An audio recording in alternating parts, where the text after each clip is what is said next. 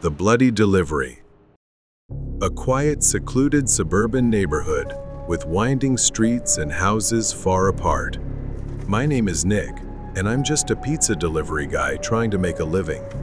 Tonight is cold and rainy, the kind of night where windshield wipers have to work overtime. I've been driving these streets for months now, delivering pizzas to people who barely acknowledge me. It's just a job, nothing special. But tonight, I stopped at the same old house. The house that always orders pizza at the strangest hours. It's so remote and isolated. It feels like it belongs to another universe. I've been here so many times I've lost count, but there's always been something off about it. I parked in front of the isolated house at the edge of town, stopping at the end of the gravel driveway, headlights illuminating the crumbling porch. The house looked like it hadn't been cared for in years. Overgrown grass, dusty windows, darkened by old curtains swaying in the wind. I took a deep breath, grabbed the pizza box, and stepped up to the front door, knocking on the heavy wooden frame that echoed loudly. For a moment, nothing. Then, the door creaked open. A woman stood there, her faint smile barely lighting up her pale face, illuminated by dim light from inside. Yet her eyes were distant, unfocused, shadowed. "Here's your pizza," I said cheerfully, trying to shake off the unease creeping up my spine. She reached out for the pizza box, her hand extending. But something about her hand caught my eye. As I handed it to her, I noticed bruises, dark, swollen marks on her pale skin, as if they'd been there for days. I froze for a second, standing there, unsure if I should say something, but decided against it. I quickly withdrew my hand and forced a smile. "Thanks," she mumbled, almost robotic, before pulling the pizza box inside and shutting the door. I got back in my car and sat for a moment, thinking. The rain kept pouring, and the world outside felt heavy. I couldn't shake the image of her trembling hand as she took the pizza box from me. But I drove away, trying to push it out of my mind. It was just a strange coincidence, I told myself. Weeks passed. Same routine. I delivered pizza to the same house every few days. I started to feel uneasy, my curiosity growing. One evening, after handing her the pizza, I hesitated and asked, "Excuse me? May I ask something?" But the woman only smiled faintly, shook her head, and closed the door, leaving me unsettled. Each time, the bruises and scratches on her hands seemed worse, this time even on her face, as if they had just healed and then reappeared. My instincts told me something was very wrong. Tonight, there was no regular order, but then I noticed something strange, a note hastily written in black ink taped to the door. It read, "Deliver to the back door. Knock 3 times, hard." I followed the instructions. This time, it wasn't her but a man. He stood there, bloodshot eyes, clearly intoxicated, his breath reeking of alcohol. He didn't say a word, just glared at me. I instinctively stepped back, trying to keep calm. He reached for the pizza box, snatched it from my hands, stepped inside and slammed the door shut. I left quickly. One evening, I drove past the house again, not to deliver this time, just passing by after my shift. My curiosity got the better of me, and I glanced at the house. In the second-floor window, a figure appeared behind the curtain, flashing a light 3 times, repeatedly, over and over. But then, I saw the shadow of a man behind her, raising his hand as if ready to strike. I froze for a moment. I sat in my car, unable to take my eyes off the house. Something inside me told me I needed to go back. I didn't know what would happen next, but I couldn't ignore it. She needed help. After some thought, I returned to the house, planning to make up an excuse, saying it was a promotional gift for loyal customers. I felt I needed to see the woman again to make sure she was okay. The woman opened the door to pay, her eyes darting down to her hand as if she was deciding whether to say something. I followed her gaze. Then, her hand slowly moved down in an unusual way. She folded her thumb into her palm, then folded all her fingers down. At first, I didn't understand, but then I remembered learning about warning signals. It was the SOS hand signal for help. Before I could react or ask her what was happening, the man appeared behind her and shoved her back. He was still drunk, stumbling toward me with a dark, menacing expression. This time, his face had a fresh scratch, and his clothes were smeared with something unidentifiable, speckled with tiny dark spots. The man looked disoriented, his bloodshot eyes moving sluggishly. He mumbled something incoherent and slammed the door shut. At that moment, I froze in hesitation, unsure if this was my responsibility and whether I was putting myself in danger. Just as I was about to leave, the woman screamed from inside the house. "Help! Please!" Her voice was filled with fear. I dropped the pizza box, instincts kicking in, and rushed through the door without hesitation, quickly moving into the house. I knew a bit about self-defense. I had trained in martial arts for situations like this. As I stepped inside, a scene of chaos unfolded. It was horrifying. She was pinned to the floor, struggling under the man's weight, her face wet with tears, and her hands partially bound. Before I could move, the man charged at me in a fit of rage. But I anticipated the attack, ducked low, and countered with a strong strike to his side, sending him crashing to the floor in pain. Seizing the moment, I pinned him to the floor and used the rope he was tying the woman with to restrain him temporarily, long enough to keep him away from her. He was arrested shortly after, and the truth behind that house came to light. Her name was Angela. The man was her ex-husband.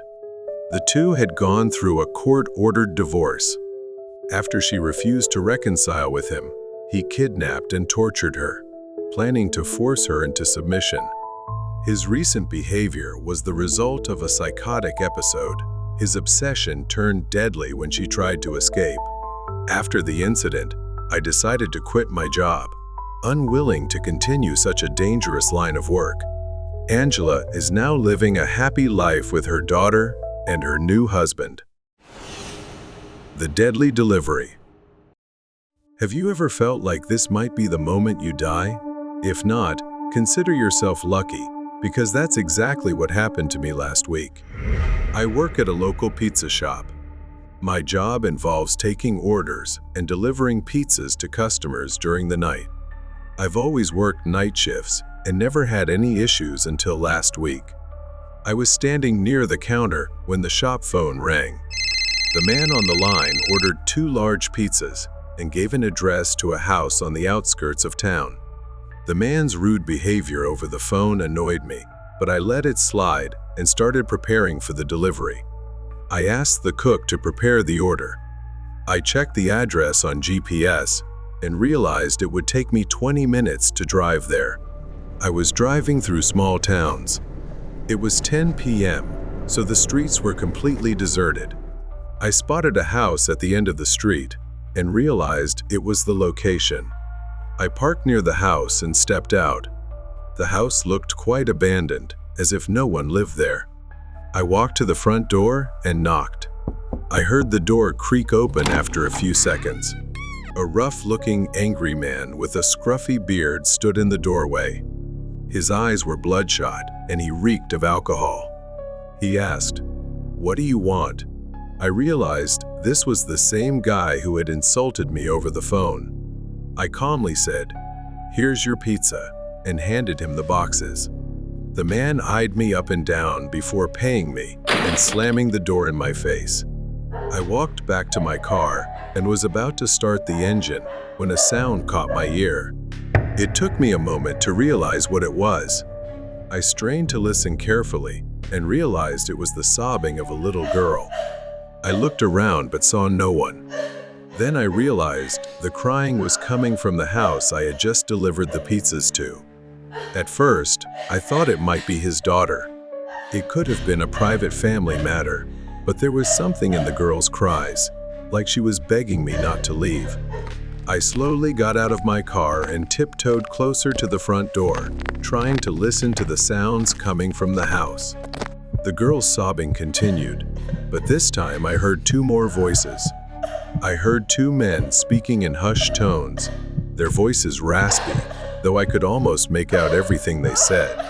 The angry drunk man was yelling at another man, "I told you to shut the girl's mouth tightly." The other man replied, "I did, but she won't stop sobbing." They argued, their voices filled with profanity. The girl's sobbing grew louder. There was a small window on the porch. I slowly peeked inside, and what I saw terrified me. A little girl lay on a dusty mattress on the floor, her hands and feet bound, her mouth taped shut, her wide eyes filled with terror. The entire situation became clear to me. They were kidnappers, and this little girl was their captive. The house was likely abandoned, which is why they chose it as their hideout. I got back into my car, honestly terrified, and thought about just leaving. I figured it was better to let the police handle it, but I realized how dangerous it would be to leave the girl there. So, I called 911. The nearest station said they'd arrive in about 20 minutes. I stepped out and began moving toward the back of the house. When I reached the back door, I saw the two men heading upstairs, leaving the girl on the floor. I told myself this was my only chance. Luckily, the back door had a small pet flap. I reached through and turned the knob. Slowly, the door opened. The men were still arguing upstairs. I quietly made my way into the living room. I reached the girl. At first, she was terrified, but I reassured her, gesturing for silence and whispering that I was there to help her escape. I told her the police were on their way. She nodded tearfully. I started untying her, but suddenly I heard hurried footsteps. It was one of them. I immediately picked the girl up and began running toward the door. The bastard pulled out a large knife and chased us. As I neared the exit, he stabbed me in the leg. I screamed in pain, but I couldn't stop. The girl began crying and screaming in fear when she saw blood pouring from my leg. I held her tightly and ran as fast as I could.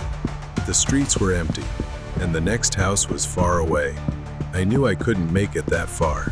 I prayed to God, begging for the police to arrive before they caught us. My hope of survival was slipping as I began to lose consciousness, but then I saw red and blue lights coming toward us. The sound of sirens made me breathe a sigh of relief. I passed out. I spent a week in the hospital. The police reunited the girl with her parents and arrested the kidnappers. The doctor told me I might have a limp for the rest of my life, but when the little girl visited me in the hospital, her smile and the happy tears on her parents' faces made every bit of pain worth it. I was happy to have saved a child's life that night, delivering pizza. Nightmare with the delivery person. I am one of those people who hates ordering food over the phone. My kids always criticize me and call me old-fashioned because rain, thunder, or snow, whenever we order food, I always drive straight to the restaurant. What they don't know is that this isn't just a whim.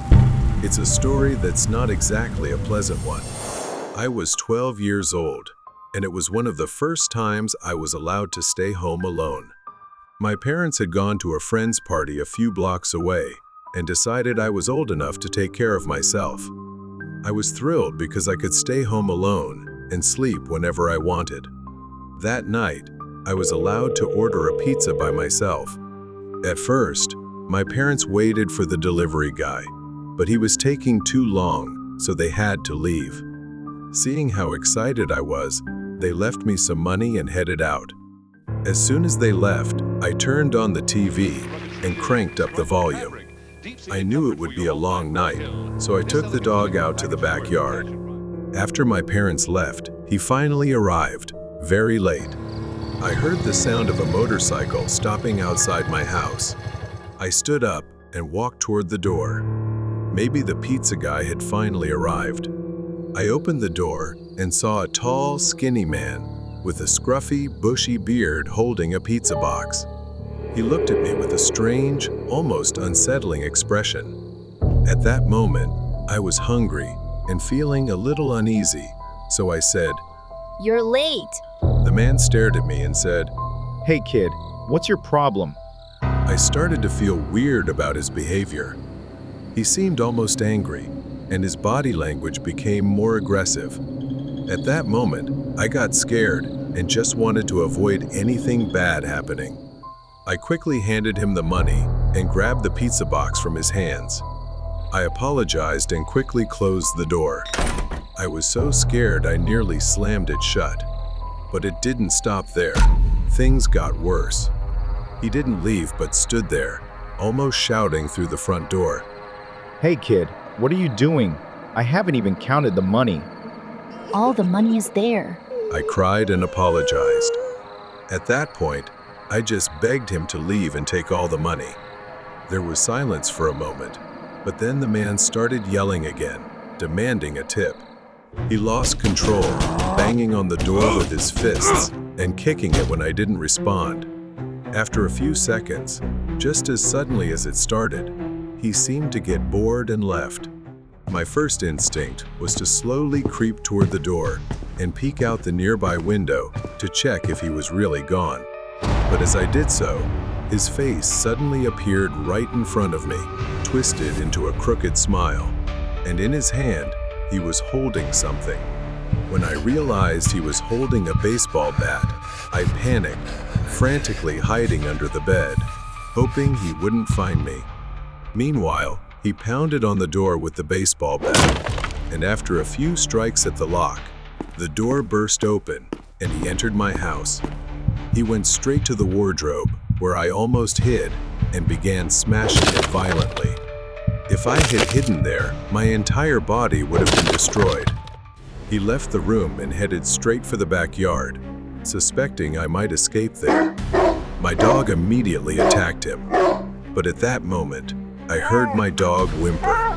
I realized something had happened to him, and I couldn't hold back the overwhelming sadness. He moved like a shadow, storming toward where I was hiding, his face twisted in anger. "Where are you, kid? I know you're hiding somewhere." He yanked the mattress away and began smashing the bed with the bat, as if trying to break the wood and leave me trapped beneath the wreckage. The wood of the bed began to splinter, and the shards dug into my skin. All I could do was scream for help. As if answering my prayers, two of my neighbors burst in from behind and tackled him to the floor. He quickly got back up, grabbing the bat and trying to swing at them, but one of the neighbors managed to wrestle it away. Then he fled immediately. Suddenly, everything went white and I passed out. When I woke up, I found myself in the hospital. My parents were crying in front of me, saying I was lucky to have only minor injuries. I accidentally overheard my parents talking about the man. He had been a convict with a history of violence, and that night, he had fought with a couple and argued with his boss. In the years that followed, I never ordered delivery again after what happened. The Nightmare Delivery Trip. Ryan, a hard-working pizza delivery driver, had been working night shifts for 2 years. His job usually involved driving, delivering, and collecting payments. Most nights went smoothly, but one fateful night changed everything. Near midnight, Ryan received the final delivery order of his shift. The address was on the outskirts of town, near the industrial area, a place he had never delivered to before. The streets were eerily deserted, with most streetlights flickering or completely off. The place always gave him a sense of isolation, but Ryan assumed it was just another late-night delivery. He saw a small, rundown house that didn't scream danger. Yet, something felt off about the place. At the end of the driveway stood a tall man wearing a gray coat and jeans. He didn't move. He just stood there, staring at Ryan's car with an unsettling smile. Ryan hesitated but regained his composure, grabbed the pizza, and approached the man.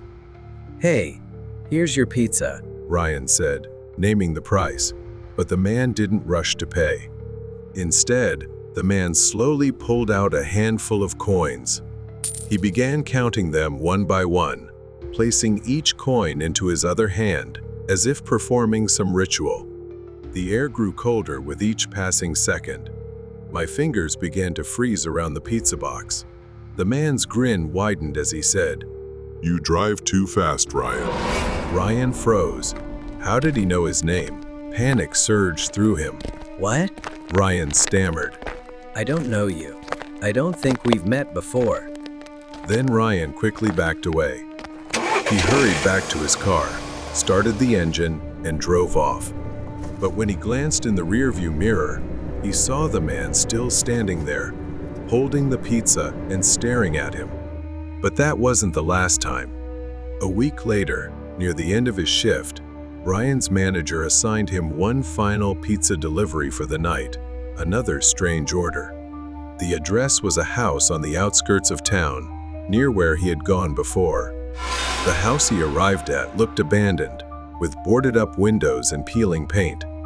A note was taped to the door, delivered to the basement. A chill ran down Ryan's spine. Delivering to a basement was unusual. Reluctantly, needing to finish the job, he decided to follow the instructions. As he approached the basement door, he hesitated. A loud creak sounded as he opened it, revealing a narrow, chilly staircase leading down. Something felt off. "Hello?" Ryan called, his voice trembling, but there was no response. At the bottom, the basement stretched into darkness, with several doors lining the walls. One door was slightly ajar, with a faint light spilling out. The small room was dimly lit by a single lamp. In the center of the room was a figure of a man, entirely sculpted out of wax. It was almost perfectly life-sized, like a real person. At first, Ryan thought it was some kind of artwork.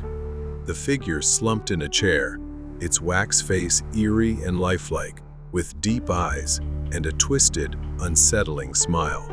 The extraordinary detail made him shiver, wrinkles on the skin, hairs embedded perfectly in the wax. But there was something unsettling, a thin layer of moisture on the wax, making it seem as though it was sweating. Ryan placed the pizza box on the table, instinct urging him to leave.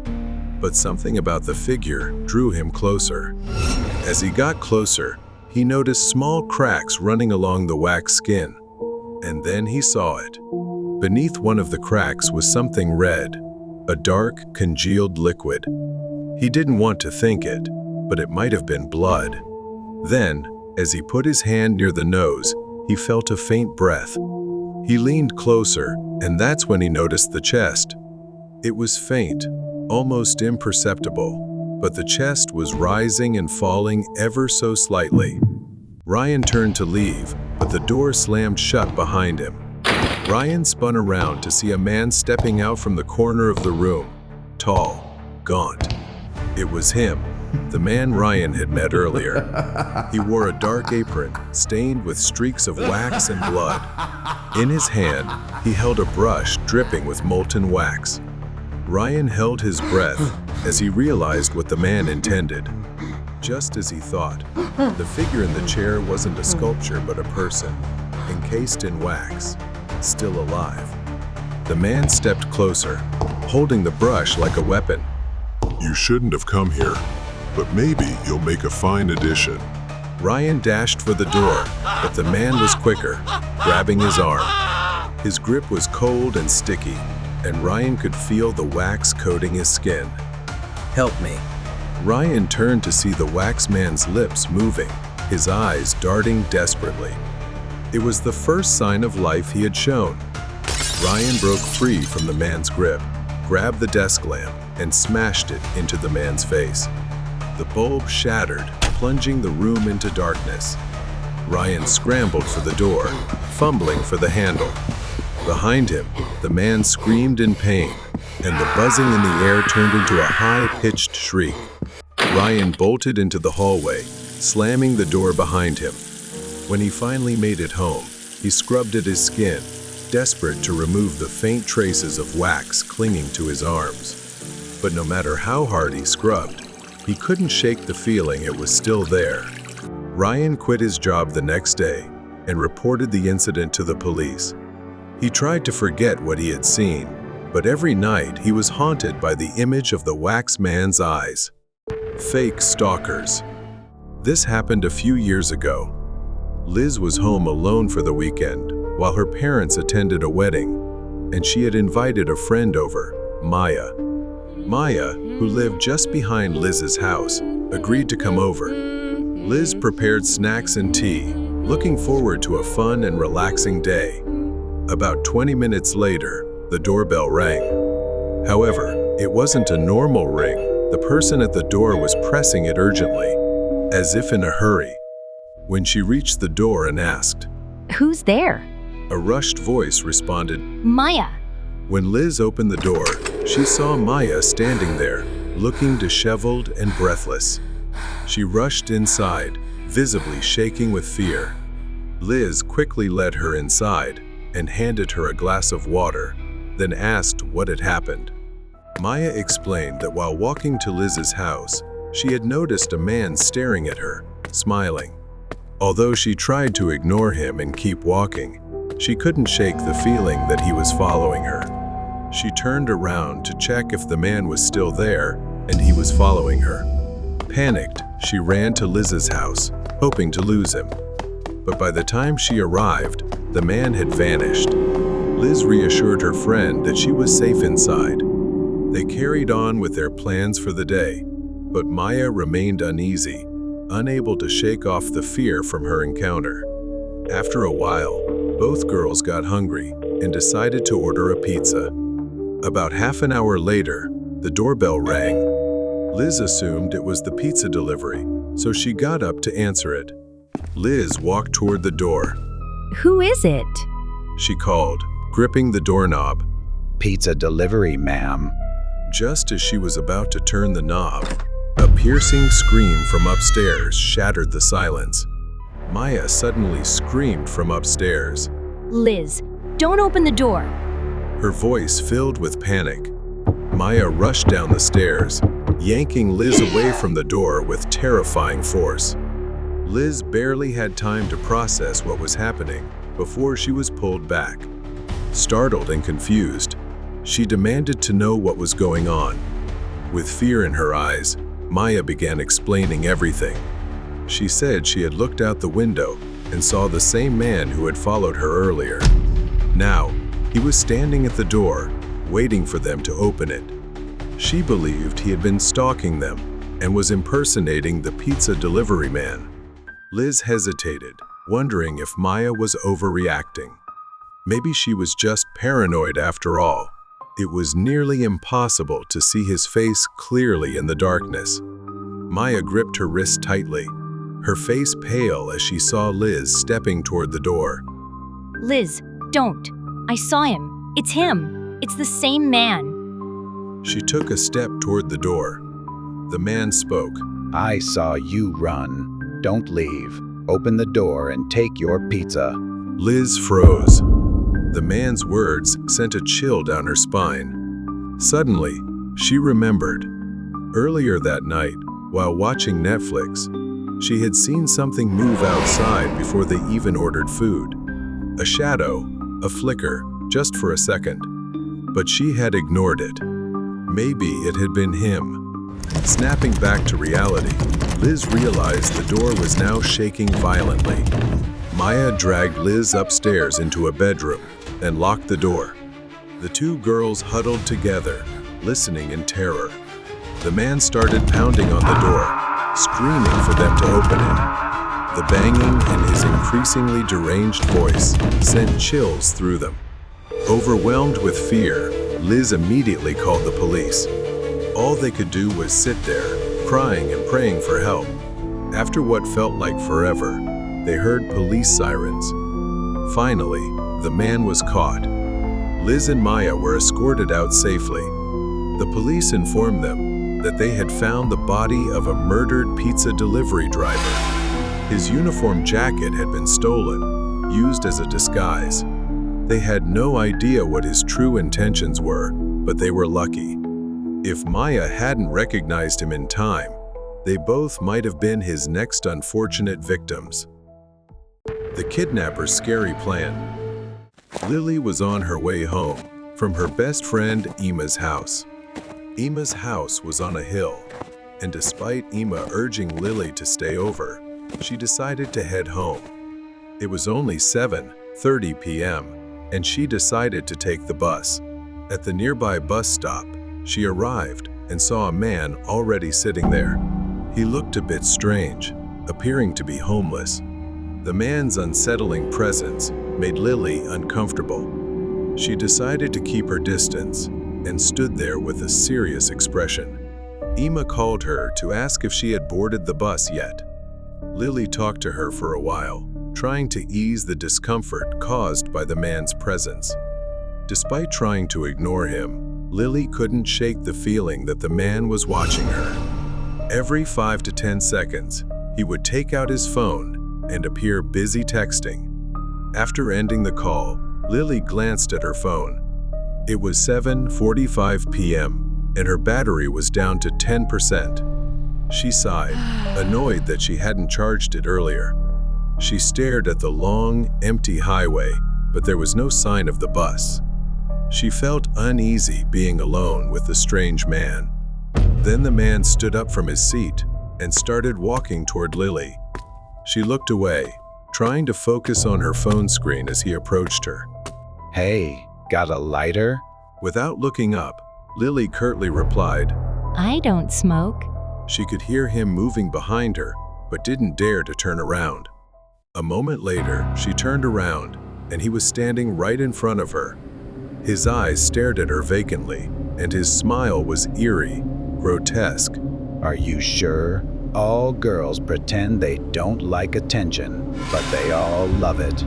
Leave me alone. She yelled loudly, threatening that if he didn't back off, she would scream and call the police, warning him that her friend's house was nearby and her friend's dad owned a gun. His smile vanished, and she thought she was safe. Then headlights appeared as a car pulled up, driven by an older woman who offered Lily a ride. Surprised but not hesitating, Lily seized the chance to escape the unsettling situation. She quickly got into the car without a second thought, leaving the man behind. As the car drove away, Lily saw the man smiling in the rearview mirror, and his expression sent chills down her spine. They drove off, and the woman smiled as Lily thanked her. But her friendly demeanor seemed odd when she turned to Lily and said, Women need to be careful these days. You never know when you'll walk into a trap. The woman drove slowly along the dark highway. After a while, they stopped at a deserted gas station parking lot. Lily watched the woman step out and shut the car door behind her. Lily wanted to call her parents to let them know, but she remembered her phone was dead. Just then, a ringtone sounded, and her eyes fell on a phone lying casually on the dashboard. She thought the woman must have forgotten it. She cautiously reached out to grab it. The phone unlocked without needing a password. At that moment, a wave of dread washed over her. The phone's wallpaper flashed on the screen, showing a picture of the woman standing next to a man. He was the same man Lily had seen at the bus stop. Somehow, they were connected. Panicked, she quickly grabbed the phone and slipped out of the car, but not fast enough. The woman returned, her kind expression gone, blocking the door. Where do you think you're going, girl? Lily stumbled, slipping through the driver's side door to get out. As she escaped, the woman circled around the back of the car, brandishing a knife to block her path. The woman lunged at her, and instinctively, Lily raised her arm to shield herself, causing the blade to slice painfully across her skin. Lily turned to run, but the woman grabbed her hair and yanked her back. Lily screamed, twisting and clawing at her hand. Blood dripped down her arm, her strength fading from the injury. But then, a surge of survival instinct kicked in. Lily stomped and kicked at the woman's shin, making her stumble and giving Lily a brief chance to escape. As Lily sprinted toward the road, headlights appeared in the distance. It was a truck. Desperate, she waved frantically, hoping they would stop. The truck slowed down as they saw her. The woman stood just behind her and yelled, She's stealing from me. Stop her. A man stepped out. Lily could only cry out. She's lying. She tried to kidnap me. He hesitated, but the sight of Lily's bleeding arm seemed to convince him. She quickly got into his truck, and they headed to the police station. Luckily, she had evidence, her phone. It was a treasure trove of proof. They were kidnappers preying on women and children. They had a twisted scheme. The man would harass women, and the woman would pretend to be a savior. Once inside the car, the victim had no escape. Luckily, Lily avoided becoming their next victim. Months later, she still thought about that night. Since then, Lily had bought a car and vowed never to take public transportation alone at night again. Escape your pursuer at Dunkin' Donuts. Isa worked the night shift at her uncle's Dunkin' Donuts, a small, quiet spot off a lonely highway, struggling with boredom as a violent storm raged outside. Her phone battery died, flickering before finally shutting off. With a sigh, she plugged it into the charger. The empty Dunkin' Donuts felt eerily quiet. Feeling sleepiness creeping in from the stillness of the night shift, Isa got up and headed to the back to make herself a cup of coffee. Trying to stay alert, Isa sat at the corner table, sipping her coffee. The sound of the storm seemed to press in from all directions, making her feel unusually uneasy in the empty store. Just as she took another sip, the power went out, plunging the store into darkness. The bell above the door rang, signaling someone had entered. Isa froze. She wasn't expecting anyone, especially during this storm. Blinking, she slowly moved toward the counter, the only light coming from a nearby candle. As Isa lifted the candle, the pale face of a woman emerged from the shadows. Her hair was disheveled, her pants torn in multiple places, and her shirt dotted with what looked like dried blood. Isa, horrified, exclaimed, Oh my God, you scared me. What happened to you? Are you okay? The woman's eyes were wide with fear, an expression haunted and desperate. Please, She gasped. you have to help me. He's coming. If we don't move fast, he'll kill me. Before Isa could respond, headlights swept across the window. A blue pickup truck pulled into the parking lot. The woman grabbed Isa's arm with surprising strength for someone so frail. We need to hide. Now. Isa led her to the storage room and locked the door. Chaos ensued as the front door of the store opened again, this time revealing a man in his 40s with cold, sharp eyes. Isa forced a smile, trying to stay calm and keep him from suspecting anything. Good evening. Can I get you something? The man didn't answer immediately, his eyes darting toward the back room, where the door was slightly ajar. I'm looking for someone. A woman. She came in here, didn't she?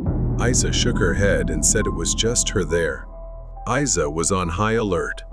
The man kept his hand fidgeting in his jacket pocket, as if ready to pull something out at any moment. He seemed unconvinced and stepped closer to the counter, his cold, calculating eyes fixed on her. Are you sure? Things felt wrong. Before Isa could respond, the backroom door burst open. The woman dashed out, holding a fire extinguisher. Run! She shouted as she sprayed water into his face, then unleashed a torrent of foam, forcing the man to stagger back, momentarily blinded. They grabbed a baseball bat from behind the counter and bolted out the back door into the raging storm, disappearing into the pitch-black night. Freezing, they ran toward the woods. The man wasn't far behind, his flashlight beam cutting through the darkness as he shouted threats. Finally, they found an abandoned wooden cabin, dilapidated and isolated, its door hanging loosely on its hinges. They immediately began barricading the door with an old table. What now? Isa whispered. The woman pulled out a small knife from her pocket and told Isa that, if necessary, they would face him. She had been running from him for weeks and decided it was time to stop hiding. He arrived and began pounding on the door, trying to force his way in. Isa and the woman exchanged a look, bracing for whatever would happen next. He burst through the door. The woman charged at him, knocking him off balance. Isa, trembling but determined, swung the baseball bat hard at his head. He collapsed to the floor, dazed. The woman quickly grabbed a rope from the cabin and tied the man up while Isa used his phone to call the police. When the police arrived, they uncovered horrifying evidence in his truck, tools for murder and belongings from previous victims, women he had kidnapped and tortured. As the storm began to dissipate, it was finally over. They turned to each other and smiled. The mysterious harmony from the ancient piano. Ni, a young woman in her early 20s, stepped into a small, dimly lit antique shop in a quiet neighborhood. The shop was cluttered with antiques, old books, worn furniture, dusty frames, and a few musical instruments scattered around. The air reeked of aged wood and forgotten memories. Ni walked past the counter where the shopkeeper stood. He stared at her with wide, unblinking eyes, as if he had been waiting. His face was gaunt, his skin pale. He smiled, but it wasn't a friendly smile. It was strange. You found the piano. It's calling you. It will begin soon. The word sent a chill down her spine since she hadn't mentioned the piano. The atmosphere grew odd. She decided to look around briefly and leave quickly. Then, Ni's gaze landed on a piano, old and tucked away in the corner of the shop. Despite its age, its darkened wood seemed to exude a mysterious allure. She brushed her fingers lightly over the keys. The instrument's delicate beauty starkly contrasted its eerie presence, making it irresistible. She approached the counter to face the man again. This time, she noticed his hands were marked with faint, dark scars, as if burned or clawed repeatedly, the lines deep and jagged. She decided to take the piano and leave. The door chimed behind her, and she turned to see the shopkeeper standing at the window, staring at her unblinkingly as she walked away. From the moment she placed it in her room, strange things began to happen. Ni began to play the piano softly, trying to familiarize herself with its peculiar presence.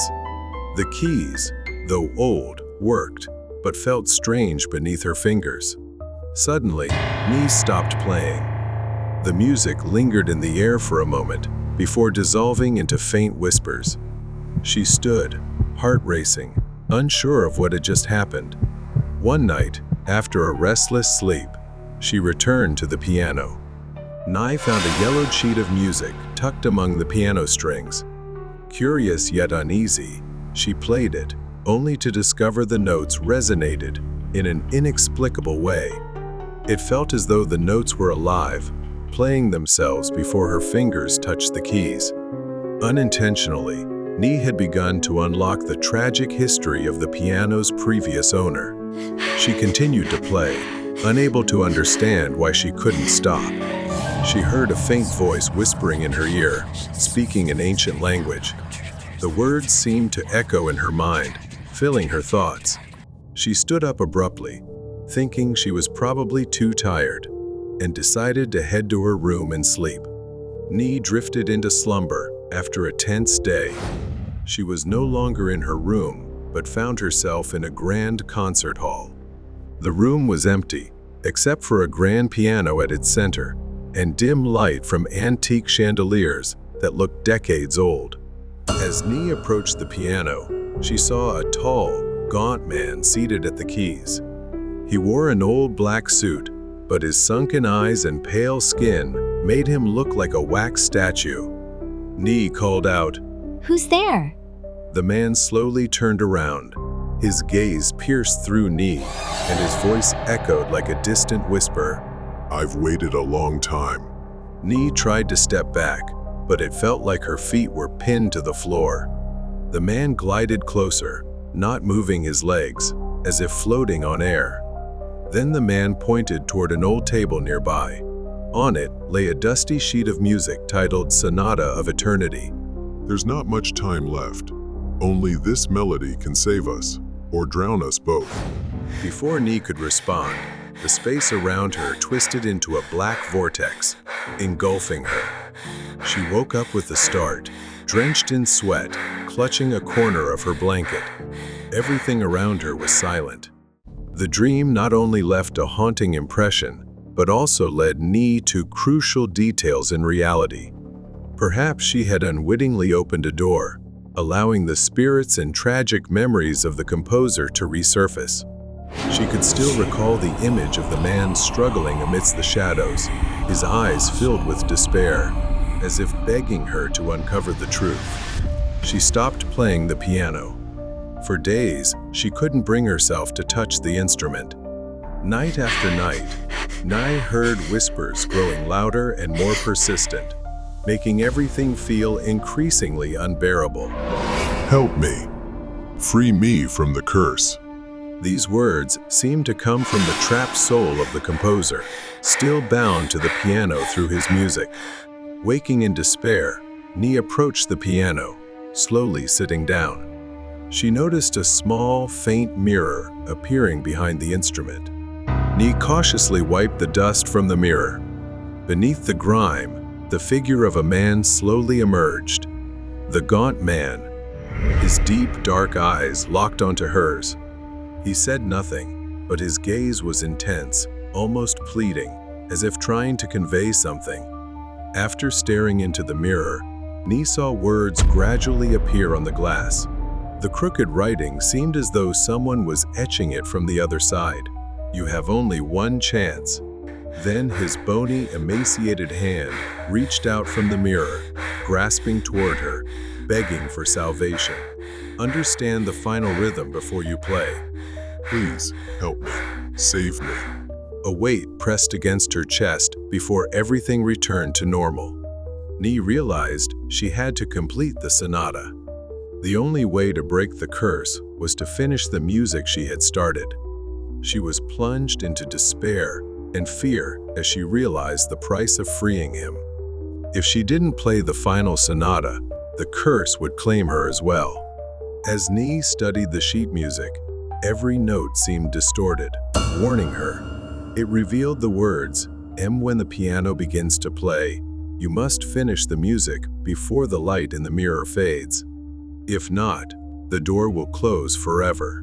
Nee swallowed hard, feeling the weight pressing down on her shoulders. Time was running out. It could happen at any moment. In her darkest hour, Nee sat before the piano, determined to break the curse. The clock struck midnight. The room was ice cold, and the music filled the air like an oppressive weight. Nee's fingers trembled as she began to play the sonata, the final piece in the composer's symphony of sorrow. But as she neared the final notes, Nee realized the sheet music was incomplete. A note had been erased, forcing her to rely on her intuition to finish the piece. She couldn't stop now. Then the mirror behind the piano shattered. Startled, she paused for half a second but couldn't stop. The gaunt figure of the man seemed to crack with the mirror, his eyes filled with despair. Save me. Be careful. If you fail, you will take my place, he cried out, his voice laced with agony. Nee played the final note, placing all her faith in her intuition. In the last moment of the sonata, The piano emitted a piercing sound. A brilliant light burst from the mirror, and she felt the entire room being drawn into the vortex. The man's figure vanished, and the room suddenly fell silent. In the ensuing silence, the figure in the mirror was gone, leaving behind a whispered, "Thank you." The room felt lighter, as if both their burdens had been lifted. When the light faded, Nee found herself sitting in her quiet room, all the strings of her instrument broken, and the mirror shattered. Exhausted, Nee collapsed on the piano. Perhaps everything was truly over, and fortunately, she had completed it. But deep down, Nee didn't know if she would ever truly escape the haunting melodies that had once drowned her. Mystery buried under the snow. Rian had never truly clicked with Tyler, but they were still friends. Their relationship had always been complicated, marked by their differences in personality. Tyler was a complex, reserved guy with hidden corners of his life he never let anyone see. On the other hand, his mother, Diane, was the opposite, controlling, invasive, and suffocating. She seemed like a constant weight on his shoulders, though Tyler never outright said so. Their mother-son relationship might seem normal at first, but something about it never truly felt right. Diane constantly monitored Tyler with endless calls, texts, and surprise visits. He was never truly at ease during outings with friends, always explaining that he couldn't stay long because his mother would worry. When Tyler finally moved out, Rian thought things would change for him. Diane paid his rent, of course, so she couldn't entirely let go, but Tyler initially seemed more at ease. But that didn't last. He started avoiding people, skipping gatherings, and dodging calls. Rian thought Tyler was just adjusting to his new life, but one day, Rian ran into him. Tyler, looking exhausted, waved him over and asked for help fixing a leaking faucet. When Rian entered Tyler's apartment, everything seemed normal at first. However, there was an unsettling heaviness in the air. He noticed the backyard through the kitchen window was unusually dark. At first, Rian thought it was someone in the yard, but upon closer inspection, he realized it was a massive snowman. Rian frowned, jokingly pointing at it. Who makes a snowman that big? Tyler didn't reply, merely gesturing for him to focus on the faucet. Rian stepped into the kitchen, scanning the area for the faucet. As he approached the sink, something caught his attention. Tiny blood-red spots on the floor near the sink, scattered unevenly. At first, he thought Tyler had cut himself while cooking or something similar. That's not unusual for someone as clumsy as him. At first, they weren't clear, but upon closer inspection, something seemed off. The stains weren't random. They seemed to form a trail leading out to the yard. His brows furrowed in confusion, but he didn't react immediately. Tyler stood nearby, distant, as if lost in thought, staring blankly at the TV. As Rian knelt down to continue inspecting the faucet, something faintly glinted under the sink, catching his attention. It was a shiny keychain, stained with dried blood. Rian's hand trembled slightly as he picked it up, immediately recognizing it. It belonged to Diane, Tyler's mother, the one she always carried with her. Panic set in as he realized something was wrong. At that moment, Rian turned and saw Tyler, even though he'd heard him in the living room just seconds earlier, seemingly watching TV. His expression was blank, and he seemed unfocused. Why is there blood on this? What's going on? Tyler stayed silent, his gaze distant, as if calculating something. Before Rian could react, Tyler reached across the table and grabbed a kitchen knife. His movements were slow but deliberate. You're not allowed to leave. Tyler lunged at Rian with the knife. Instinctively, Rian stepped back but tripped over a chair, falling to the floor. Tyler raised the knife again, stepping forward with clumsy but determined strides. Rian raised his hands to defend himself, bracing for the worst. Tyler aimed for Rian's chest. Rian twisted on the ground, narrowly avoiding the blade. Tyler staggered, and that's when Rian noticed it. The keychain was still in his hand. Wait, Tyler, calm down. Rian shouted, but Tyler lunged again. In a desperate move, Rian stabbed Tyler's leg with the blood-stained keychain. Tyler screamed in pain, stumbling back as he looked down at his leg. Rian seized the opportunity to get up and run toward the back door.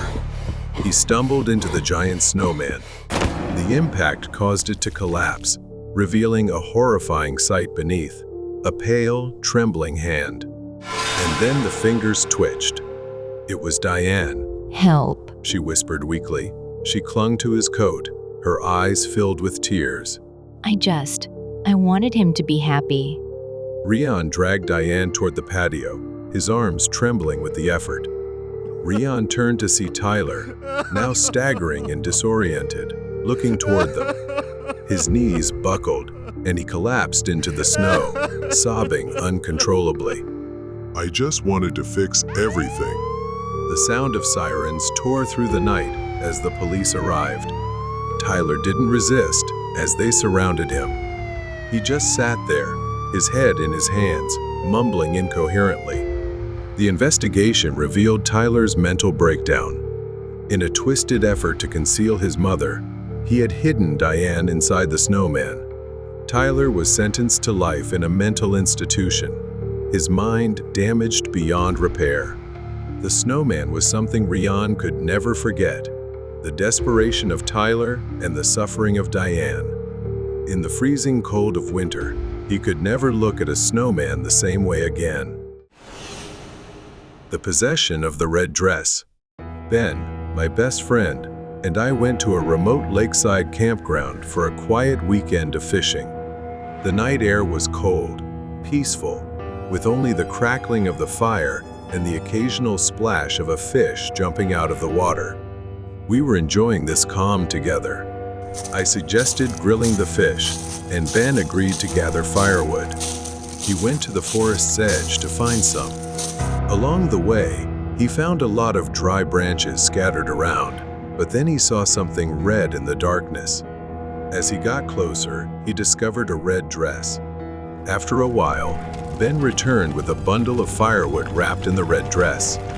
He intended to use it to start the fire, but I didn't pay much attention or think twice about using it as kindling. Not long after, we chatted while waiting for the fish to cook, but after a few seconds, Ben's face suddenly changed. When he stopped speaking, he made a strange noise from his throat. His attitude shifted, becoming oddly restless. Ben's eyes grew wild, and he suddenly became aggressively irrational. He grabbed the fish from the fire and started devouring it, even though it was still raw, as if he found it irresistibly delicious. I didn't understand why he was acting like that, but I was concerned the fish wasn't cooked. I decided to stop Ben from eating it all, fearing it might make him sick. Ben suddenly went berserk, yelling at me to give him the fish. That's when I realized something terrible had happened. Ben seemed to have lost his mind and control. Panicking, I had to restrain my friend. Eventually, I managed to calm Ben down, and he fell asleep. I was about to leave, planning to take him to the hospital to make sure he was okay. Since the situation seemed to have passed, I decided to take Ben home. It looked like it might rain, so we quickly left. It started pouring heavily. As I drove back, I couldn't shake the feeling that something dark had been awakened by the red dress. Ben went home to his wife, but things got worse. That night, Ben started sleepwalking, something he had never done before. In the late hours, his wife was awakened by a strange noise. She saw him rummaging through the closet.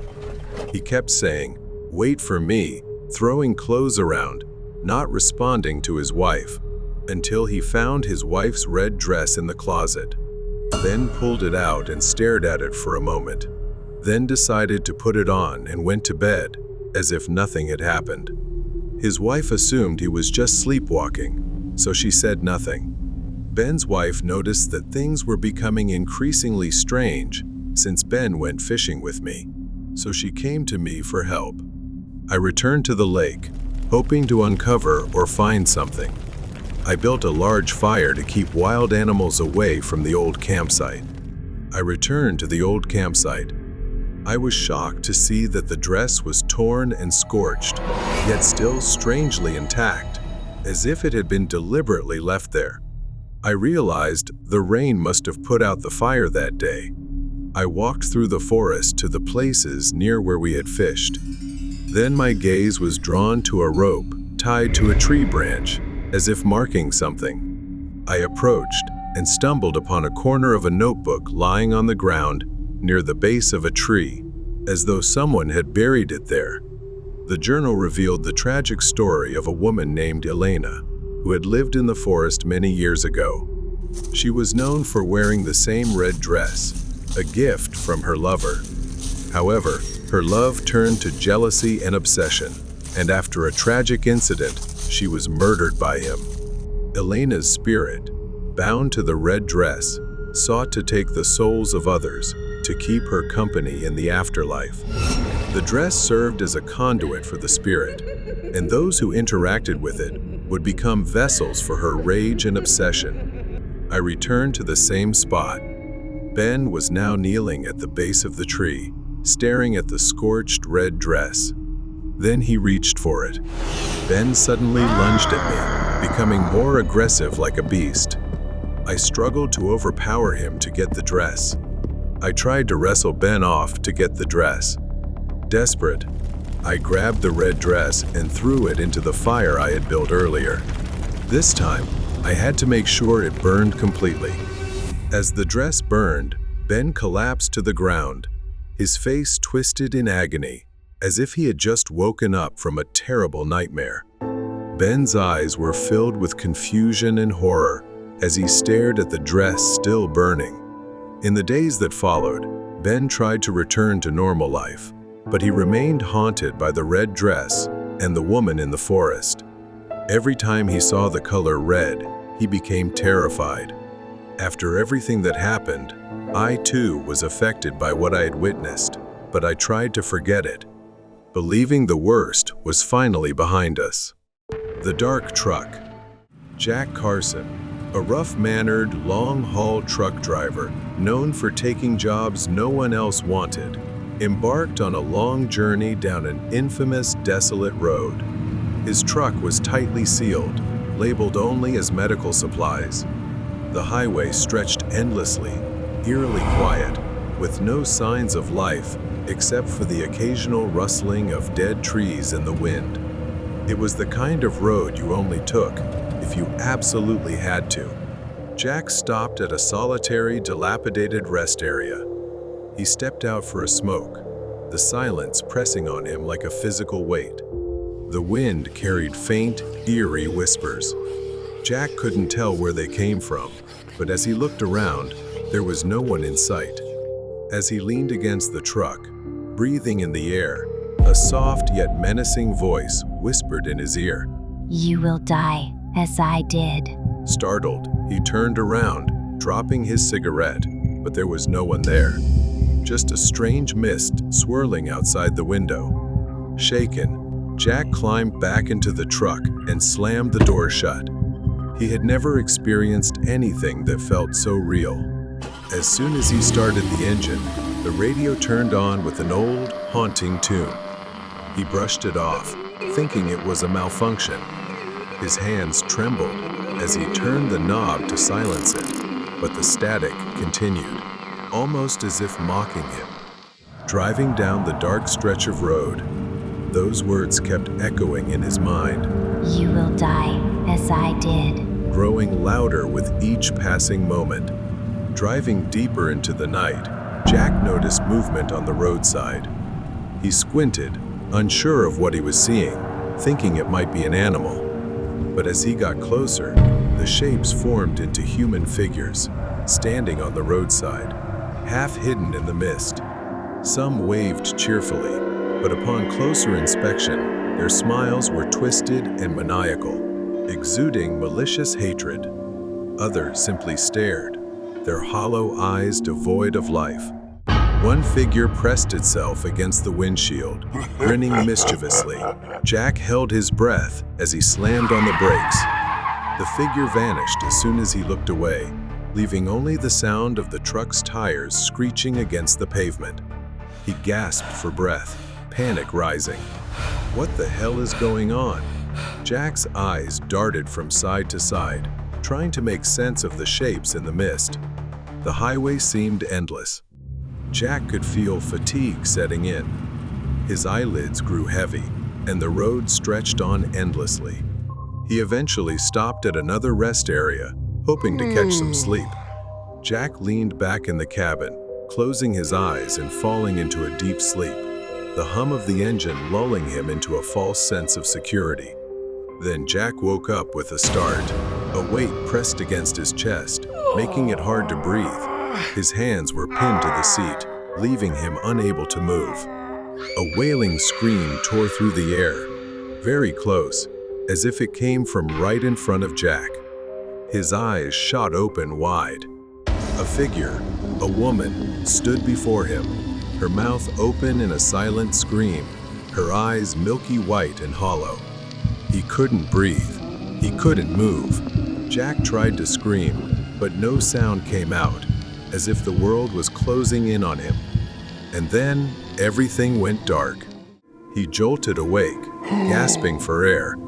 The sun was rising as Jack stepped out of the truck, his body trembling. He couldn't shake the feeling that something had tried to take him. The mist had cleared, but the memory of the woman's wailing cry lingered in Jack's mind. Jack returned to the desolate road he had driven 1,000 times before. Tempted by money, he ignored what he had seen before. The thick fog swallowed everything. A figure, barely visible in the mist, darted in front of the truck. Jack swerved, yanking the wheel hard. The truck veered, narrowly missing the faint figure as it lunged toward him. His breath caught in his throat, his hands gripping the steering wheel tightly. As the truck wobbled back under control, Jack glanced into the rearview mirror. Nothing, no figure, no movement. Shaking, he took a sip of coffee. The bitter taste did nothing to calm him. It wasn't long before Jack's anxiety turned to sheer terror. Suddenly, an icy chill swept through the cabin, making the hair on his neck stand up. He felt someone sitting beside him. He glanced at the passenger seat. A pale woman with sunken eyes and disheveled black hair, dressed in tattered clothes, sat there in eerie silence. She slowly turned her head to face him, staring intently. Now it's your turn to pay for the lives you've taken. Jack gripped the wheel, struggling to keep control of the truck, demanding to know who she was. Then the woman lunged at him, her icy hands tightening around his neck. Jack screamed, but it was choked off. Disoriented, Jack instinctively hit the gas as he struggled to break free from the crushing grip. The truck swerved, its tires screeching on the wet road. Jack's vision blurred, his mind spinning as if he were sinking into darkness. He gripped the wheel with one hand, the other flailing in the air. His fingers passed through her futilely. "Please don't do this." The woman didn't respond, her gaze glowing with a deadly hatred. Jack felt the truck slipping out of control, sliding sideways toward the edge of the road. He tried to hit the brakes, but his legs were numb. Jack's world went black. His body slumped into the seat. The truck careened off the road, the sound of metal scraping against gravel and dirt filling the air until it crashed through the guardrail, plunging into the ravine. The next morning, police investigators arrived at the crash site. The mangled truck lay at the bottom of the ravine, its cargo spilled across the ground. They found Jack's body in the driver's seat, his neck twisted to one side, bruised heavily as if something had crushed it. Investigators and forensic teams began examining the wreckage. Beneath the layers of cargo, they uncovered sealed containers marked with warning labels. Then they uncovered a horrifying truth. Hidden among the legitimate goods were human organs. Jack wasn't just a truck driver. He was a trafficker of human organs, disguised as a legitimate cargo hauler. As the investigation unfolded, it revealed an illicit network that Jack was a part of, operating under protection for years. Many innocent lives had been lost at the hands of these merciless criminals. The ghost of the woman stood at a distance, her purpose fulfilled. For Jack, it was too late. He had no chance to turn back. He had faced the consequences of his actions. The obsession with the forgotten hospital. My girlfriend and I are passionate about road trips, but things wouldn't have taken a turn for the worse if our passion had stayed within its limits. On a rainy day, Stella and I were on our way back from a road trip. The rain grew heavier, and driving became challenging amidst the storm, so we decided to pull over on the highway shoulder. I worried that waiting on the highway during a storm wasn't a safe choice. I was pondering what to do next when Stella said, Look, Mark. "There's a building at the left, turn up ahead." I followed her gaze and saw a structure peeking out from behind the trees at some distance. Stella said, Let's go there. We might find shelter for the night. At the time, it seemed like a good idea. I realized it was an abandoned hospital. We got out of the car and ran inside. The large glass door at the entrance was shattered. As we stepped into the hospital, I realized no one had been here in ages. Furniture was broken, and shards of glass were scattered everywhere. Rain seeped through the damp ceiling and dripped onto the floor. The sound of water droplets mixed with the creak of rust. The wind howled through broken windows, creating an eerie atmosphere. Stella whispered, "This feels like an adventure." Stella was a horror writer, so an eerie setting like this excited her. We'd explored many abandoned places for her creative inspiration. I chuckled and said, "Let's look around. Who knows, you might find a story here." If I'd known my joke would turn into a nightmare, I would have left right then. Stella and I began exploring the place, turning on our phone flashlights. To the left was a hallway, lined with several rooms. We entered the hallway and opened the first room. Inside was an old, dirty bed. Near the bed were a table and a chair. What caught my attention was the safety straps attached to the bed handles. I'd never seen hospital beds this strange before. Most of the rooms were like this. After a while, Stella grew bored and said there was nothing to see here and suggested going upstairs. We climbed the stairs, cobwebs and dust everywhere. The hallway upstairs was littered with broken glass and damp clothes scattered everywhere. When I shone my flashlight on the walls, I saw disturbing drawings, demonic faces etched onto the walls. Someone had even written, "You will not escape." I felt uneasy seeing all this and told Stella, "Maybe we should wait in the car. The rain will stop eventually."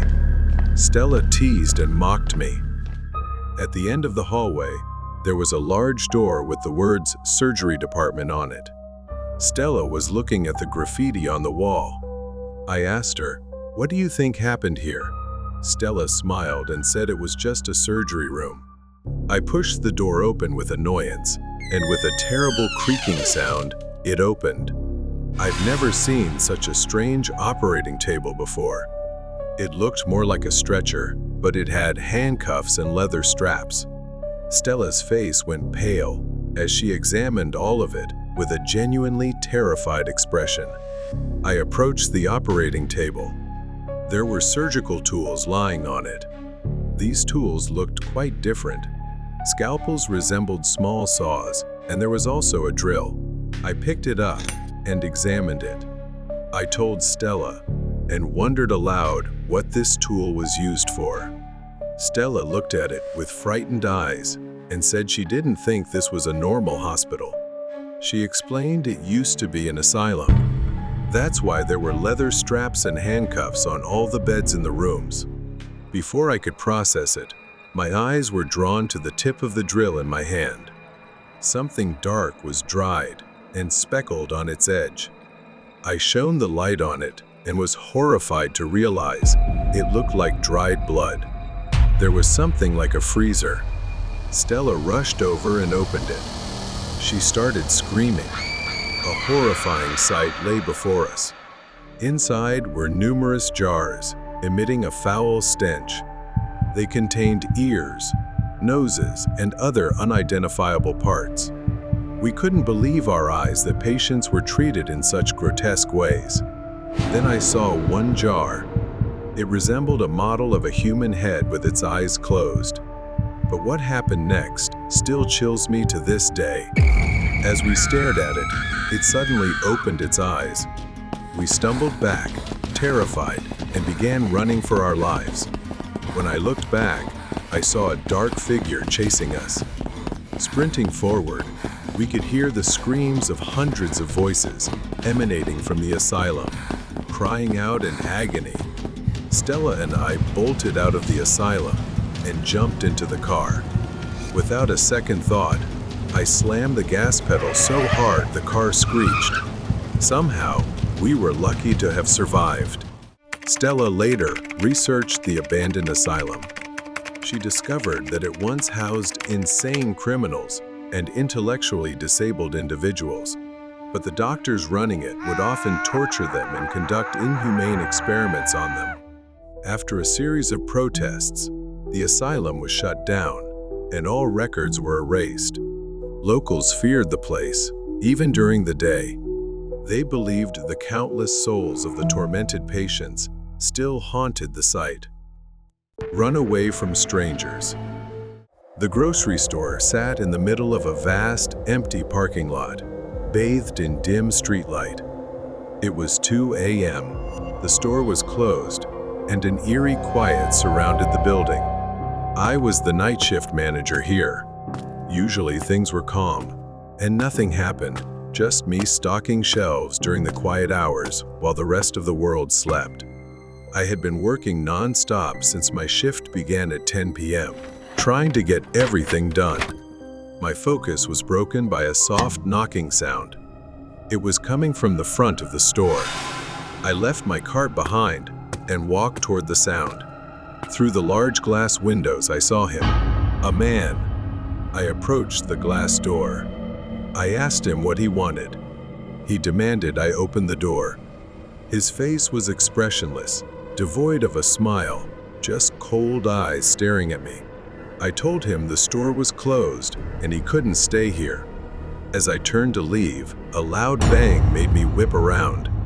The man's fists pounded the glass, over and over, each hit louder and angrier than the last.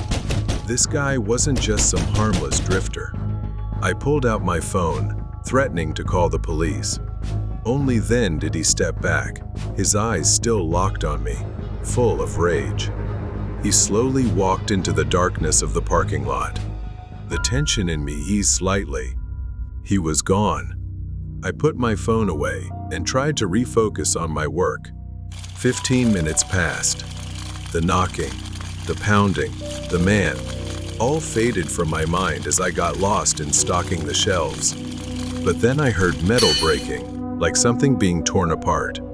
I abandoned my cart and ran toward the front, fear swelling in my chest. My heart sank as I saw the glass door slightly ajar. The latch, the only thing keeping the door secure, was gone. Fear engulfed me as I realized what this meant. I needed to get to the office and call the police immediately. I turned to run toward the office, but I froze in place. Standing not far from me, blocking my path, was that man. His expression hadn't changed. It was still the same cold, deadly, furious stare. I didn't think. I just ran. I dashed through the door, with the man right behind me. Suddenly, an old, battered van screeched into view, speeding toward the front of the store. It swerved recklessly, nearly hitting me as it came to a stop. my heart pounding in my chest. I moved forward, running past the van, but then everything turned upside down. A sudden sharp pain erupted in the back of my head. My body stumbled forward as I collapsed onto the ground. I didn't even have time to process what had happened before everything began to blur. I felt hands grabbing me, roughly lifting me off the cold asphalt. My vision faded, darkness closing in, and the last thing I remembered was the roar of the truck's engine and the sensation of being dragged inside. I woke up to a pounding headache, my wrists tied tightly behind my back. The truck jolted and swayed as it sped down an unfamiliar road. My mind was foggy, disoriented. For a moment, I had no idea where I was. I began piecing it together. The man. The truck. I had been kidnapped. I knew I needed to act quickly. I glanced around. Inside was pitch dark, but then I saw it. A pile of old tools, a rusty toolbox, and a few scattered pieces of metal on the floor. I twisted my wrists, testing the ropes. They were tight, but I could feel a slight give, just enough to give me hope. I heard the guy muttering to himself up front. This wasn't over. I took a deep breath, calming the rising panic within me. I needed to think, and I needed to get out. I edged closer to the toolbox, my fingers searching for anything sharp. It was tricky, but I managed to find a small piece of metal. I awkwardly twisted my hands, scraping the metal against the ropes. Every bump in the road threatened to give me away, as the pain nearly made me cry out. Suddenly, I felt the ropes loosen. A few more scrapes, and they snapped. My wrists were free, but I couldn't move too quickly. I glanced at the front seat, where I could see the back of the driver's head. He hadn't realized I was awake. I noticed the door lock was undone. I needed a plan. The truck slowed as it turned sharply onto a dirt road. The moment I had been waiting for. Taking a deep breath, I pulled the back door open and leaped into the night. I hit the ground hard, pain radiating through my body as I rolled across dirt and gravel. For a moment, I thought I couldn't move, but adrenaline surged within me. I staggered to my feet, running into the thick darkness of the surrounding trees. Behind me, the old van came to a halt. I heard the man shouting, his footsteps pounding as he chased after me, but I didn't look back. I just kept running, my heart racing in my chest. Branches scratched at my skin as I pushed through the thick underbrush. My mind blurred between fear and survival. I could hear the man's voice. I couldn't let him catch me again. Ahead, I spotted a clearing and saw the faint glow of lights through the trees. A road. If I could reach it fast enough, I'd be safe. I burst out of the woods and onto the road, frantically waving my arms as a car approached. The headlights blinded me, but I didn't care. I needed help. I ran into the middle of the road, screaming for them to stop. The car screeched to a halt, and I collapsed onto the road. The driver jumped out, shouting something, but I was too exhausted to respond. All I could do was whisper hoarsely, "Help." The driver took out his phone and called the police. In that haze, I could still see his shadowy figure standing at the edge of the forest, as if he were looking at me with eyes full of anger. But he didn't come any closer.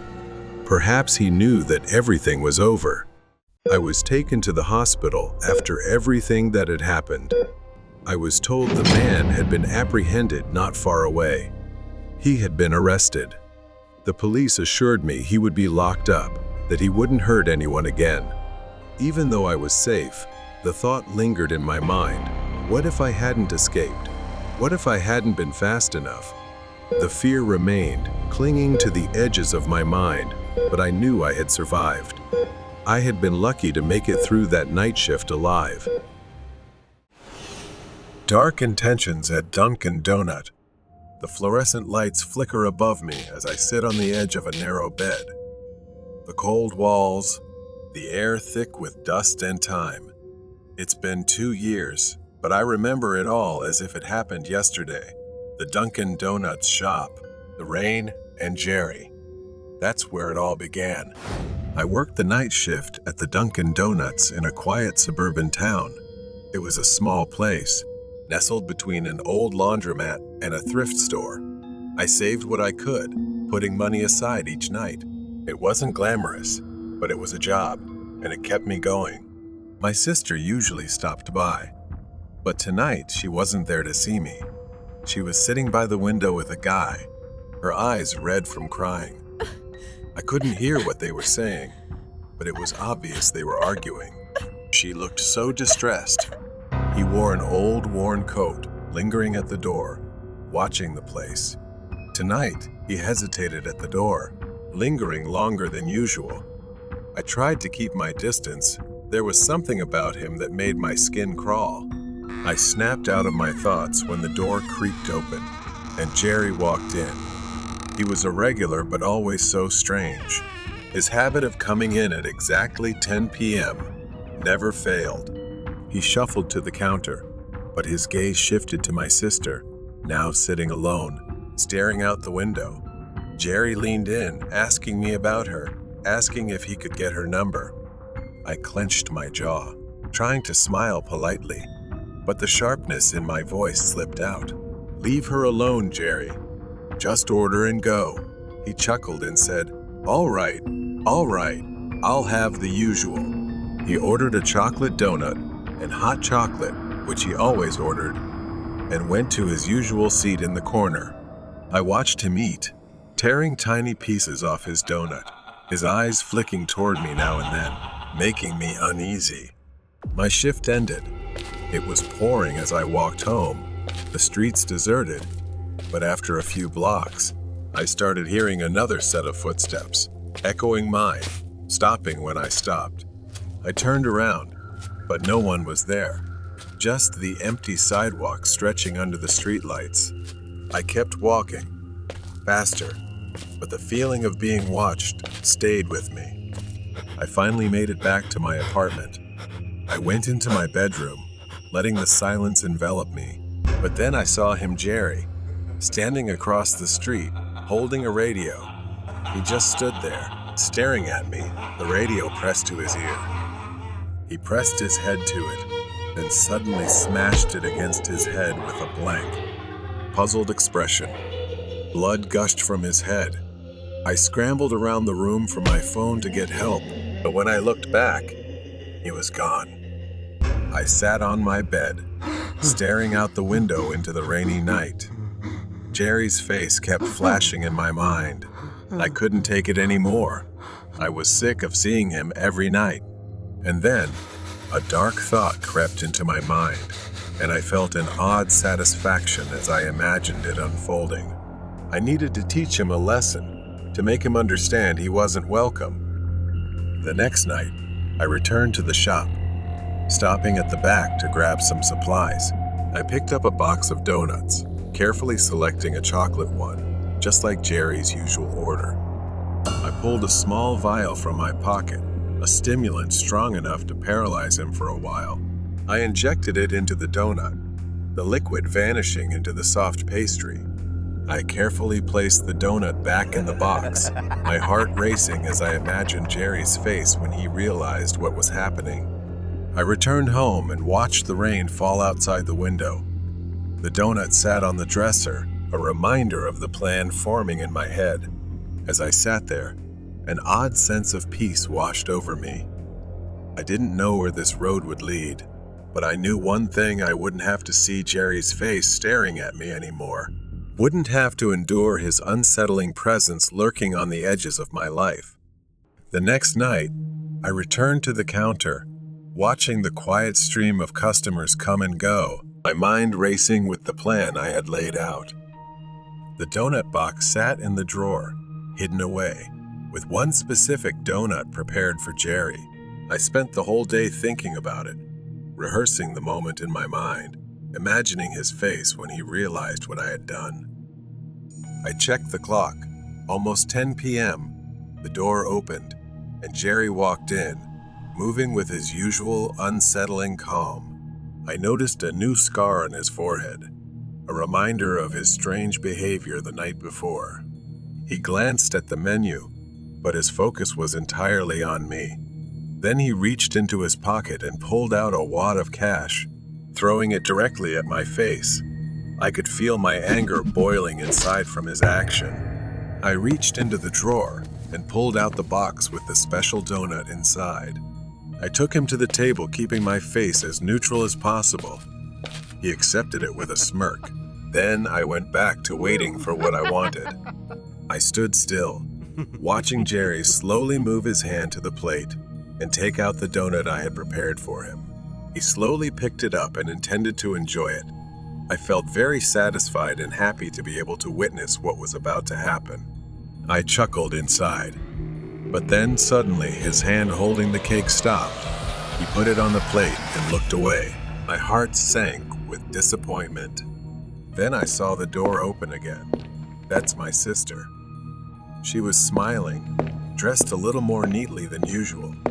When she approached the counter, then turned her eyes to Jerry, her face lit up. I stared in disbelief, piecing everything together as she looked over to his desk. Could it be that what I'm thinking right now is true? My sister said, her voice filled with excitement, "Adam, I want you to meet someone," and pointed to the table where Jerry was sitting. My sister went to his table. Then he started to act gallantly. I suddenly remembered that she also liked to eat chocolate cake. Then, with a distorted smile, he brought the cake to his mouth for my sister to eat. I felt like I was collapsing, and instead a surge of panic hit me. I ran to the table and stumbled, screaming in vain, "Stop!" I screamed, my voice cracking with desperation. Panic flooded the room as I knelt beside her, screaming, shaking her, hoping she'd wake up. Jerry knelt down too, his face showing real horror as he tried to help. He pressed down, trying CPR, but it was no use. She was unconscious, her face pale. That's when it hit me, had I misjudged him all along? I grabbed my phone, my hand shaking as I dialed for an ambulance, my mind reeling as I realized the gravity of what I had done. The ambulance arrived, and I followed as they loaded her into the back, the siren wailing as they sped toward the hospital. The waiting room was cold, sterile, and I sat there, numb, staring at the wall, my mind racing with guilt, fear, and regret. A doctor came out, his face grim. He told me she was alive, but barely. The drug I put in the donut was enough to paralyze her temporarily, but very dangerous. She might not walk again. If there had been more, she wouldn't have survived. Relief washed over me for only a brief moment before I saw the police step into the waiting room, their eyes fixed on me. They approached, and I could feel the weight of what was about to happen. The room was harshly lit, cold, and unwelcoming. They asked me questions, again and again, trying to piece together what had happened. I told them the truth, every detail, from Jerry's strange behavior to the plan I had laid out, unaware of the devastating consequences. The officer listened and told me I was lucky my sister was still alive. But I should not be mistaken, this was premeditated, and I would face the consequences. With the camera evidence and the plots I had schemed, I was now convicted, the weight of my actions bearing down on me as I was led away. I sat on the edge of my bed, staring at the door through the cold prison bars. The world seemed distant, but the memories of that night never left me.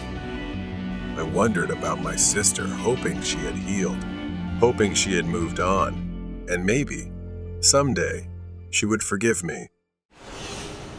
Seeking the truth. The city never sleeps, and Kevin does his best to make a living as a night shift taxi driver. He is a hard-working and kind man. One foggy night, as Kevin followed his usual route, he turned a corner onto a quiet, nearly deserted street and saw her. A woman stood alone under the flickering glow of a street lamp.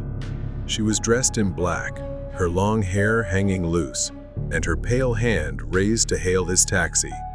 Something about her seemed off, but Kevin's job wasn't to ask questions, it was to drive. The woman climbed into the back seat without a word, handing him a piece of paper with a hastily scrawled address. The address was unfamiliar to him and seemed unsettling. As they drove through increasingly deserted streets, Kevin tried to make conversation, but she remained coldly silent.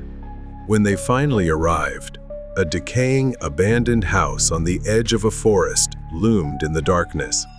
Kevin stopped the car, unease building as he turned to tell her they had arrived and mentioned the fare. Then Kevin turned around to find the back seat empty. The door was shut, and the woman was gone, as though she had never been there. No money, no sound, no trace. Confusion mixed with a hint of anger as he stared into the darkness. He chalked it up to a strange, unlucky night and drove away, determined to forget it. A few days later, Kevin was driving through the city again. Once more, he saw a woman standing by the roadside. She looked eerily familiar. The dress, the posture, the loose hair. Was it the same woman? Kevin wasn't sure. He hadn't paid close attention to her face last time. But this time, she seemed different. She was clutching her stomach as if injured or ill. Her face was pale and strained, as though in great pain. She looked like she was struggling to stay upright. Kevin hesitated, memories of the previous encounter surfacing, but he couldn't ignore her distress and slowly pulled over. He parked by the curb and rolled down the window. Are you okay? She didn't answer, her lips trembling, but after a moment, she slowly looked up. The woman's gaze met his briefly, her wide, haunting eyes struggling to utter a single whispered word. Help! Kevin wasn't the type to ignore someone in need. He told her to get in and said he would take her where she needed to go. She quietly got into the car, her breathing shallow and labored, but she said nothing more. Her presence was icy. She handed him a piece of paper. It was an address near the edge of the forest, close to the previous location. An eerie coincidence. This time, the destination was a hospital instead of an old house. The ride was bizarre. Occasionally, he glanced at her, her hand pressed tightly against her stomach, but she remained utterly still. Her breathing was nearly inaudible, like the distant whisper of the wind, hollow and empty. After what felt like an eternity, Kevin stopped the car, but a cold breeze brushed his ear, sending chills down his spine. Help me! A cold draft swept into the car, making him shiver. When Kevin turned around, the woman was gone. The rear door was wide open, and the seat she had occupied was empty. What the hell is happening? The woman's sudden disappearance left him frozen in place, unsure of what to do. His hands trembled as he locked the doors, quickly started the engine, and drove away as fast as he could.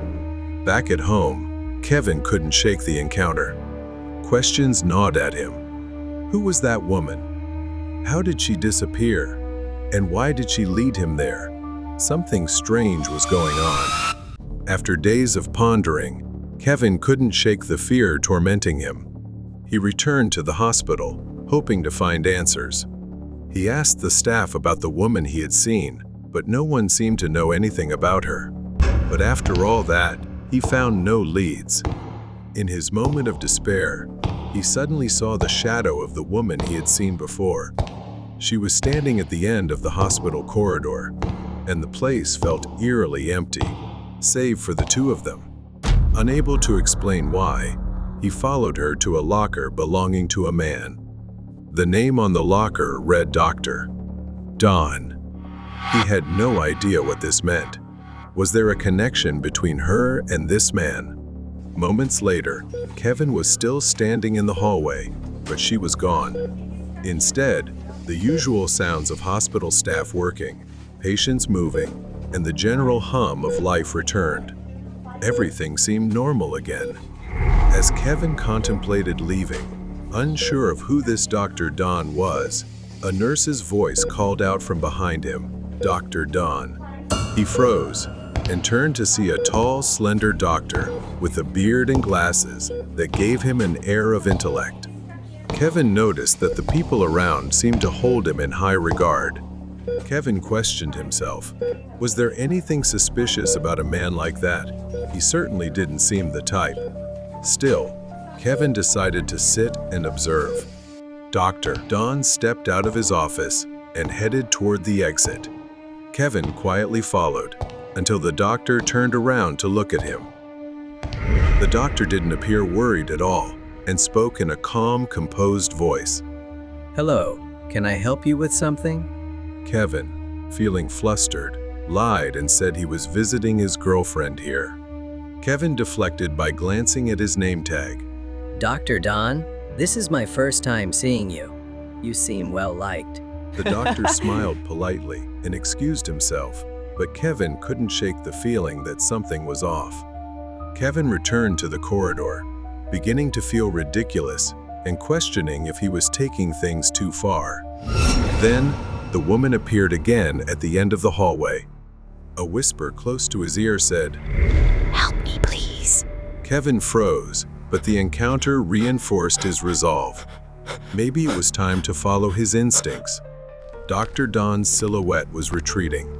Kevin decided to follow him cautiously, and, strangely, Dr. Don was heading toward the very house the woman had led him to before. The old, decaying, and completely isolated house. The windows of the house were nearly boarded up. After a while, Dr. Don left the house through the front door, locking it behind him. Kevin pressed himself against a pile of wood nearby to avoid being seen. Once Dr. Don was out of sight, Kevin crept to the back of the house and, to his surprise, found the door unlocked. Opening it cautiously, Kevin stepped inside. Inside was a mess of decay and foul odors. Rubber gloves, small glass jars, and scraps of fabric were scattered across the floor, along with dark, dried stains. Kevin felt a chill run down his spine as he heard sounds coming from a room not far away. The door was shut tight and locked. Breaking it open would cause a loud noise and be extremely risky. Suddenly, she appeared again, standing next to a cabinet. Her eyes locked onto Kevin before shifting toward the cabinet. It revealed a key hidden behind the shelf. In an instant, she vanished once more, perhaps guiding Kevin. Just as Kevin reached for the key, he heard footsteps approaching. Panicked, he hid in a small cabinet, barely fitting inside before Dr. Don returned. Through the crack of the cabinet door, Kevin saw him open the room and drag out a heavy bag. The doctor retrieved a syringe and a small glass vial, proceeding to do something suspicious. A creak inadvertently escaped from the cabinet where Kevin was hiding. Dr. Don put his tools down and approached the cabinet. Kevin held his breath, preparing for the worst. As Dr. Don got closer, Kevin realized he had no escape. Seizing the moment, he burst out, pushing the doctor to the ground before dashing into the forest behind the house. Dr. Don chased after Kevin. At the edge of the forest, Kevin managed to call the police. As they ran deeper into the woods, Kevin's years of experience in the wilderness began to pay off. His eyes caught a marked tree stump. He remembered traps he had learned about as a child, the kind hunters used for animals. It was a net trap leading to a concealed pit. Kevin stopped, carefully observing and calculating. Dr. Don approached with a scalpel in hand. You know too much. This will be quick, he sneered. As he neared the trap, Kevin deliberately moved slowly, calmly observing. Suddenly, Kevin jumped aside. Dr. Don lunged forward, oblivious to the trap. Bam! A loud snap echoed, as he fell into the concealed pit, screaming in pain. Shortly after, the police arrived and uncovered the horrifying events that had taken place in the house. Doctor. Don's past was plagued by an abusive father. He had built a facade of respectability, but was, in reality, a monster. He would overdose his patients with drugs and record their suffering while laughing maniacally. Many had met unjust ends at the hands of this madman. The woman Kevin had seen was found deceased at the scene. She had sought help, likely for her sister, who had also been held captive in the same house. They had both uncovered Dr. Don's depravity. Kevin was haunted by everything he had experienced. He wondered how many others like her had wandered into the dark corners of the world, waiting for someone to help before it was too late. In the end, though, Dr. Don finally faced justice. Ghost in the gym. A violent storm raged outside, the rain pattering against the windows of the gym. Today, Nana arrived earlier than usual to prepare for the upcoming exam, hurrying toward the gym. Her gym teacher greeted each student outside the girls' locker room, as usual. Nana entered the locker room, the fluorescent lights flickering slightly due to the storm. She walked to her locker and took out her workout clothes. As she began preparing her things, a faint shadow caught her eye, gliding along the other side of the lockers. She paused, glancing around. Curiosity overcame her, and she called out, "Is anyone there?" Nana walked toward the source of the noise, which was at the end of the locker room, where a row of shower stalls stood, the last stall covered by a thick, dark curtain. Nana approached, the lights beginning to flicker erratically. Not knowing where she found the courage, she reached out and pulled back the closed curtain, revealing only an empty shower stall. She was about to turn away when she sensed someone passing right behind her. She froze for a moment, then a sound like soft sobbing echoed back, sending chills down her spine. The temperature suddenly dropped, a chill enveloping her. At that moment, the voices of other girls echoed in from the hallway. Nana temporarily felt relieved as she stepped out of the shower area and saw a group of students walking by. She asked if they heard someone crying, but the girls exchanged puzzled glances and shook their heads. She returned to the gym class, where everyone was gathered. Suddenly, a terrified scream echoed throughout the gym. A fellow student named Lee ran in, her face pale and filled with fear. She collapsed to the floor, tears streaming down her face. The gym class fell silent as everyone stared in horror, confused and frightened. As the teacher pressed Lee to explain, she trembled, describing a horrifying scene she told of a baby, covered in blood, appearing in the bathroom and standing there crying. After class, Nana decided to stay behind for extra practice. She walked alone to the entrance when she suddenly noticed a key lying on the floor and the gym door ajar. A dark sense of unease washed over her as Nana stepped into the dimly lit room. She tried to turn on the lights, but they seemed to be out of order. Determined to push past her fear, Nana decided to prepare for the upcoming swimming exam. She walked to the pool area, the dim lights reflecting off the water. As she approached the pool, she heard a nearby sobbing voice, that of a girl, weak and sorrowful. Nana stopped, looking around the area, but saw no one, and everything fell silent. The overhead lights flickered, distorting her vision for a moment. As she squinted, she saw a shadow floating at the far end of the pool. Her first thought was that it was a student practicing diving, as that occasionally happened. But as time passed, she realized that the shadow wasn't moving.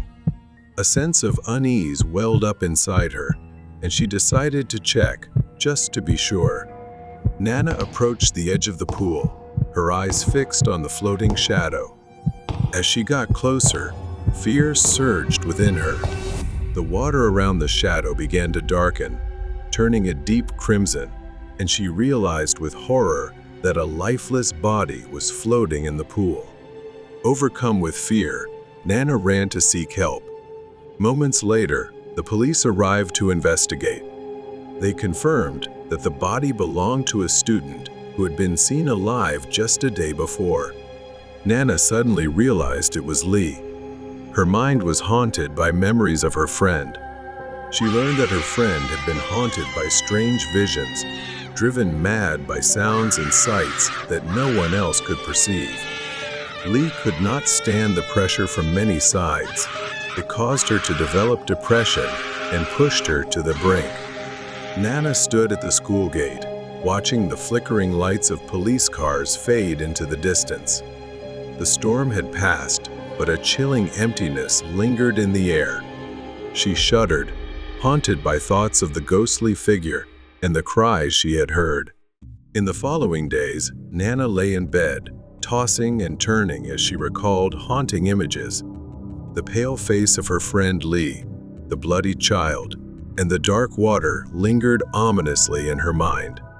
In her sleep, the voices of Lee echoed in her ears, pleading, desperate, and faint. With each passing day, they grew louder, resonating in her mind.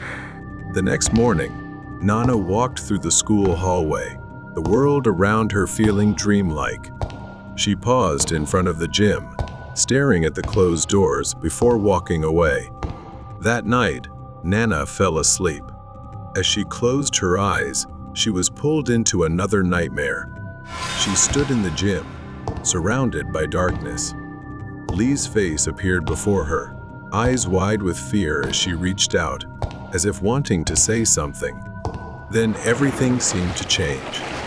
The water in the pool turned red, and she watched in horror as Lee emerged from beneath the surface, slowly rising as if trapped.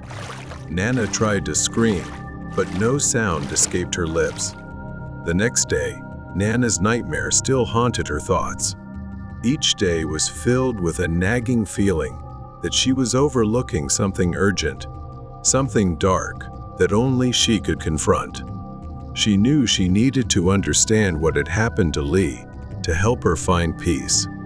Nana dove into research, sifting through old-school records, searching for any information about unexplained incidents at the gym or pool.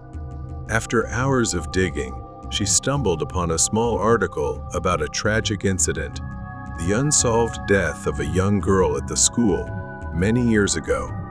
The report detailed how a female student mysteriously drowned in the pool, and witnesses claimed to have seen a crying child nearby, although no child was ever found.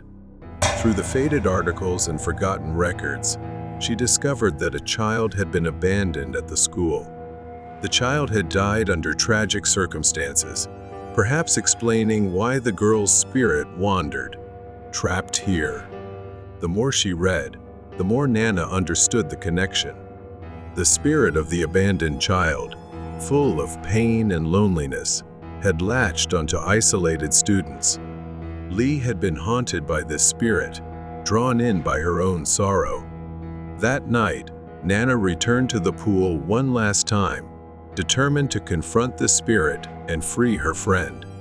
The water's surface was unusually still, almost holding its breath.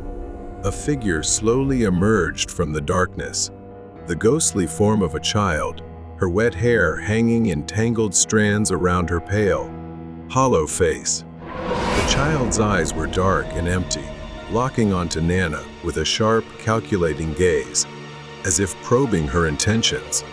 Nana opened her mouth to speak, her voice trembling, but the child moved closer. Suddenly, the child's face twisted, her mouth stretching into a cruel smile.